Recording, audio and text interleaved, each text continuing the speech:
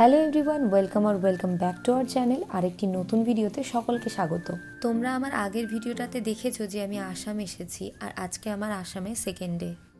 কাল আমাদের আস্তে আস্তে অনেকটাই রাত হয়ে গেছিলো, তো তাই ভালো করে চারিদিকটা দেখতে পারিনি। আজকে আমি একদম সকালবেলা ঘুম থেকে উঠেই বেরিয়ে গেছি চারিদিকটা দেখতে। আমরা যে গেস্ট হাউসটাতে আছি তার নাম হচ্ছে হর্নবিল ভিলা, আর এটা ইন্ডিয়ান অয়েলেরই একটা গেস্ট হাউস। বেশি দেরি না করে সকালবেলার ব্রেকফাস্টটা আমরা তাড়াতাড়ি সেরে নিই। আজকে আমাদের প্ল্যান হচ্ছে আসাম থেকে অরুণাচল প্রদেশ যাওয়া। আমরা অরুণাচল প্রদেশের খুবই ফেমাস একটা জায়গা পাশিঘাটে যাচ্ছি।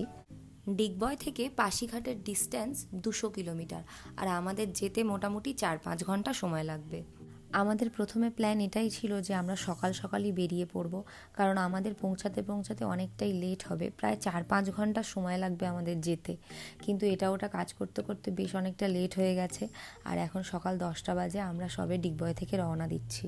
আজ সকাল থেকে ওয়েদারটা বেশ ভালোই আছে, বৃষ্টির কোনো পূর্বাভাস এখনও পর্যন্ত নেই।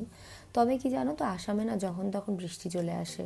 এখানে টেম্পারেচার খুব একটা বেশি না থাকলেও এখানকার রোদটা খুব চড়া। মানে কলকাতার গরমটা এক ধরনের, আর এখানকার গরমটা একদম অন্য ধরনের। কলকাতায় তাও তুমি রোদে বেরোতে পারবে, আর এখানে তো একদমই রোদে বেরোনো যাবে না। আমরা প্রায় 60 কিলোমিটারের মতন চলে এসেছি। আর তোমরা যে ব্রিজটা এখন দেখতে পাচ্ছ, এটা হচ্ছে ইন্ডিয়ার longest river bridge, doctor Bhupen Hazarika সেতু, যেটা কিনা আসামেই পড়ে। আর এই ব্রিজটা ধোলা সাদিয়া ব্রিজ নামেও পরিচিত, আর ব্রিজটার দৈর্ঘ্য প্রায় 9.15 কিলোমিটার।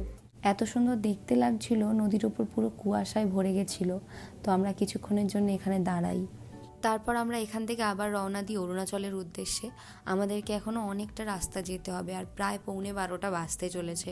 তো ওই জন্য বেশি সময় এখানে নষ্ট না করে আবার বেরিয়ে পড়ি। অরুণাচল প্রদেশের না একটা রুলস আছে, যখনই কোনো অন্য স্টেট থেকে তুমি অরুণাচল প্রদেশ যাবে তখন তোমাকে ইনার লাইন পারমিট নিতে হবে। তো আমরা সেটা নেওয়ার পরে আমরা অরুণাচলে এন্টার করি। এই পারমিটটা নেওয়ার জন্য আমাদেরকে বিশেষ কিছু করতে হয়নি। আসাম থেকে অরুণাচল প্রদেশে এন্টারের সময় পরে হচ্ছে শান্তিপুর চেক পয়েন্ট। তো ওখানেই আমাদেরকে আমাদের বেসিক ডিটেল দিতে হয়েছিল, আর 1 কপি করে আধার কার্ডের জেরক্স দিতে হয়েছিল, আর গাড়ির নাম্বার দিতে হয়েছিল, যে কোন স্টেটের গাড়ি, এই সমস্ত কিছু। আচ্ছা, ওয়েস্ট বেঙ্গলেও যদি কোনো বাইরের স্টেট থেকে আসে কেউ, তাহলে কি এই সমস্ত ডিটেল দিতে হয়? তোমাদের মধ্যে কি কেউ জানো? আমার এই বিষয়ে না জানা নেই। তো তোমরা যদি কেউ জানো তাহলে অবশ্যই কিন্তু কমেন্টে জানিও। কলকাতার এত যানজট, এত ক্রাউড, এই সমস্ত থেকে বেরিয়ে তুমি যখন এরকম একটা জায়গাতে যাবে, তোমার মনে হবে যেন খানিকটা সময় এখানেই থেমে যাক, সব কিছু যেন এখানেই থেমে যাক, কিছুটা সময় এখানেই দাঁড়িয়ে যাই। এখানের জলটা দেখো কতটা পরিষ্কার, একদম হালকা নীল রঙের লাগছে। আমরা ডিগবয় থেকে রওনা দিয়েছিলাম সকাল 10টাতে, আর এখন দুপুরবেলা হয়ে গেছে 2:30 বাজে, আর পেটে তো ছুঁচোতে ডন দিচ্ছে, খেতে হবে। তো আমরা পাশিঘাটের যে লোকাল মার্কেট, সেখানেরই একটা রেস্টুরেন্টে যাই খাওয়ার জন্য। এই দেখো, সকাল থেকে এতটা রাস্তা আসলাম, বৃষ্টি ছিল না, কিন্তু এখন আবার একটু বৃষ্টি শুরু হয়ে গেছে। আমরা আগে থেকে একটা রিসর্ট দেখে রেখেছিলাম থাকার জন্য, তবে প্রি বুক ছিল না। তো আমরা সেখানে চলে এসেছি, তোমাদেরকে পুরো জায়গাটা ঘুরিয়ে দেখাই। আমরা আছি পাশিঘাটের মিগুং রিসর্টে, আর এই রিসর্টটার লোকেশানটা না খুব ভালো।